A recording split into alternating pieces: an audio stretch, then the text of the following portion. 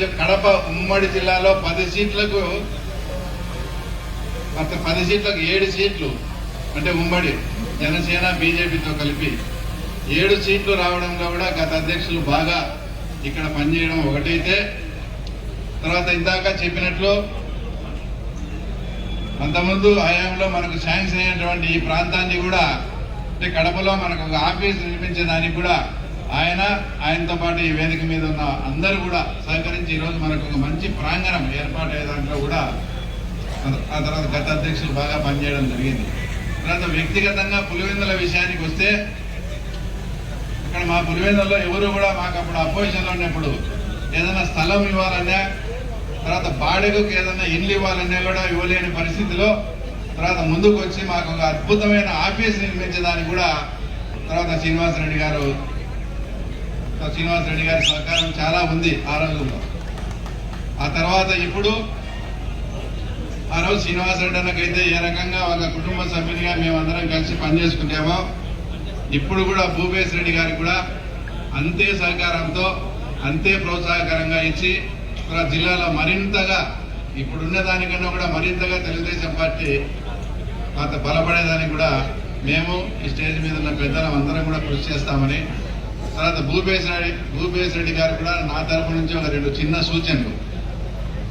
ఎందుకంటే పార్లమెంట్ అధ్యక్షుడిగా ఉన్నప్పుడు ఆయన దగ్గరికి ఎవరైనా కూడా అంటే మా ఇన్ఛార్జితో అంతో ఎంతో ఏదైనా సంబంధాలు దెబ్బతిన్నప్పుడు ఆ ఇన్ఛార్జి వలన కానీ మా వల్ల ఏదైనా సమస్య వచ్చినప్పుడు వాళ్ళు ఖచ్చితంగా మీ దగ్గరికే వస్తారు.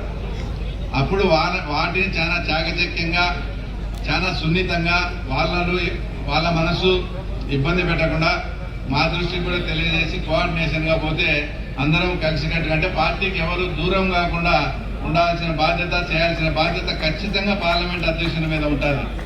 తర్వాత ఇంకో విషయం ఏంటంటే ఈ ప్రాంగణం అయితే ఇప్పుడు శాంక్షన్ చేశారు. మీరు అధ్యక్ష బాధ్యతల్లో ఉన్నారు కాబట్టి మీ ఆర్థిక స్థితిగతులు కూడా నాకు తెలుసు కాబట్టి మీరు ఏం చేస్తారేమో ఇక్కడ ఒక అద్భుతమైన మనకు ఆఫీస్ నిర్మించడానికైతే తప్పకుండా మీ పాత్ర మీ కృషి అయితే చాలా అవసరమని కూడా తర్వాత ఈ సందర్భంగా మీకు కూడా తెలియజేస్తూ ఏది ఏమైనప్పటికీ ఇక్కడ పార్టీ బలోపేతం కావాలన్నా కూడా మన అందరితో పాటు ముఖ్యంగా మన కార్యకర్తల సహకారం ఉంది. ఈ మధ్య కార్యకర్తల గురించి కూడా నా దృష్టికి కొన్ని విషయాలు వస్తున్నాయి. అవి ఆల్రెడీ మీ దృష్టికి వచ్చినాయో లేదో. కొంచెం కార్యకర్త అయితే ముందున్న మాదిరి కాకుండా కొంచెం ఏదో ఇబ్బందిగా పడతానట్లు మాకు అనిపిస్తుంది. నిజమా కాదా? కార్యకర్తలంతా ఏదంటే మనకు పనులు జరగకపోయినా కనీసం ఎంఆర్ఓ దగ్గరికో ఎస్ఐ దగ్గరికి పోతే వాళ్ళకి గౌరవం అన్నా కావాలని వాళ్ళంతా కోరుకుంటున్నారు. ఈ విషయాన్ని దయచేసి అధిష్టానం